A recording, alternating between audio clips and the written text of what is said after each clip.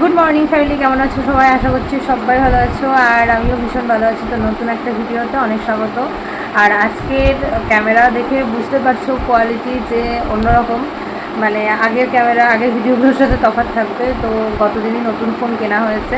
ইন্ট্রোটা দিয়ে নিচ্ছি। নতুন ক্যামেরায় ফার্স্ট টাইম আমি মানে ব্লগিং করছি, খুব ভালো লাগছে। অনেক দিন পর, প্রায় আজকে 4-5 মাস হয়ে গেছে ক্যামেরাটা খারাপ হয়ে গেছিলো, খুব মন খারাপ ছিল। তো বর একটা নতুন ফোন আর কি গিফট করেছে আমাকে। যাই হোক, আজকে হচ্ছে রবিবার। আজকে আগামীকাল হচ্ছে সোমবার, আগামীকাল শিবের পুজো রয়েছে। তো এটা হচ্ছে শ্রাবণ মাসের দ্বিতীয় সোমবার পড়বে, আর আমরা দুজনেই পুজো করব। যেহেতু প্রত্যেকবার পুজো করে থাকি, এবারও করব। তাই আজকের দিনটা সংযম রয়েছে, মানে নিরামিষ খাবো আজকে। তো চলো সারাদিনটা শেয়ার করছি।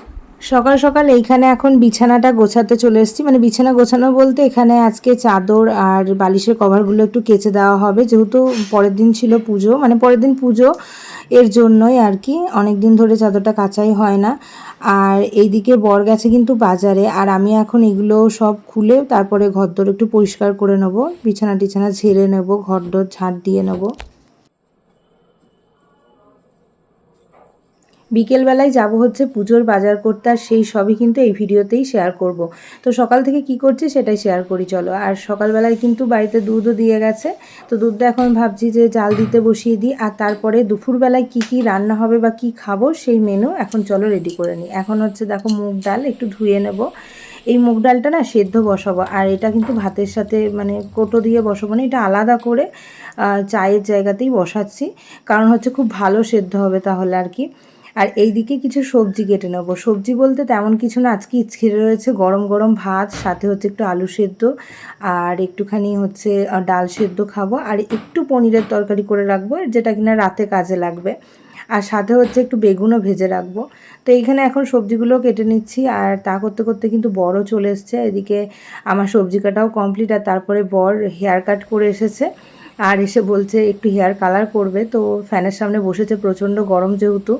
তো ওকে আমি একটুখানি হেয়ারটায় কালার লাগিয়ে দিচ্ছিলাম।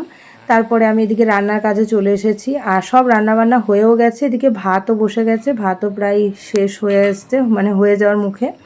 এদিকে দেখো রান্না হয়েছে পনিরের তরকারি, সাথে হচ্ছে এই যে ডাল সেদ্ধ, একটু শাক সেদ্ধও করেছি, বেগুন ভাজা। আর বিকেলবেলাতে ফল খাচ্ছিলাম, মানে দুপুরবেলাটা পার করে বিকেলবেলায় আর একটু ফোনে ছবি দেখছিলাম, পুরনো ফোনে। তো চলো এখন রেডি হয়ে গেছি, বেরিয়ে যাই পুজোর কেনাকাটার জন্য। এখন সন্ধে 5:45 বাজে, আর আমরা বেরিয়ে পড়েছি। এখন যাব হচ্ছে বড় বাজারে, পুজোর বাজার করতে মেনলি, আর কোনো কিছুর জন্য না। আজকে আমরা যেহেতু নিরামিষ খেয়ে রয়েছি, তো পুজোর বাজারটা তোমাদের সঙ্গে শেয়ার করছি। চলো, অনেক দিন পর বাইরে বেরোচ্ছি, আর নতুন ফোনের ভিডিও বাইরে বেরিয়ে ফার্স্ট টাইম, বেশ ভালোই লাগছে। বড় বাজারে বাজার করতে গেছিলাম, আর বড় বাজার কিন্তু রবিবার দিন বন্ধই থাকে। আর পুজোর বাজার যেহেতু, তাই পুজোর জন্য সব কিছুই খোলা ছিল। আর এমনি নর্মালি যেসব দোকানগুলো বসে সেগুলো বন্ধ ছিল। আর এত বেশি দাম বলে এখানে যে কিনতে গিয়ে খুব খারাপ লাগে। আকন্দ ফুলের মালা ওখানে বলছিল প্রায় 20 টাকা একটা ছোট মালাতে। তারপরে তো বেল তো 10 টাকা 20 টাকা করে পিস বলছে একটা পিসের দাম, কিন্তু তাও ভোলা বাবার জন্য সব কিছুই নিয়েছি।